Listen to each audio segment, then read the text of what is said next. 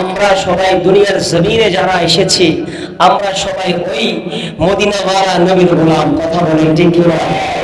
কারণ শায়ের বলছেন দুনিয়ার জমিনে যেই ব্যক্তি নবীর গোলাম হয়ে যাবে, গোলামানে মুস্তাফা হয়ে যাবে, তার জন্য আল্লাহ দুনিয়াকেও সহজ করে দিবেন এবং আখিরাতকেও সহজ করে দিবেন। বলেন সুবহানাল্লাহ।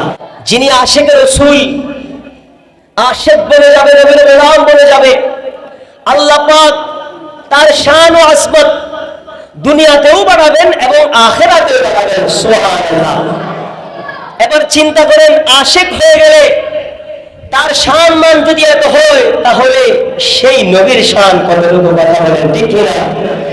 এবং এটা বলছেন যে যারা নবীর গোলাম তাদেরকে যখন কবরে দেওয়া হবে তখন তাদের কাফনের কাপড়ও ময়লা হবে না, যেভাবে দিবে সেভাবে অক্ষত থাকবে। বলেন সুবহানাল্লাহ। আর আমার নবী তো আজমত ওয়ালা নবী, আমার নবী তো শান ওয়ালা নবী।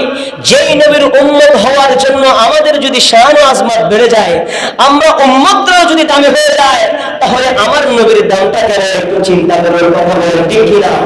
কেমন দাম, কেমন শান।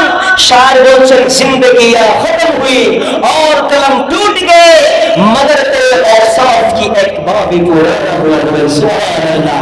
আমার নবীর শান হচ্ছে পৃথিবীর যত গাছ আছে সমস্ত গাছকে দিয়ে যদি কলম বানানো হয়, সমস্ত প্রাণীকে দিয়ে যদি কালি বানানো হয়, শায়ের বলছেন তারপরেও আমার নবীর শান ও আজমতের একটি অধ্যায়ও শেষ করা যাবে না। কথা বলেন ঠিক কি না? পৃথিবীর সমস্ত মৌলবী মোল্লার হায়াত ফুরিয়ে যাবে, পৃথিবীর হায়াত চলে যাবে, তারপরে আমার নবীর শান শেষ হবে না। বলেন সুবহানাল্লাহ।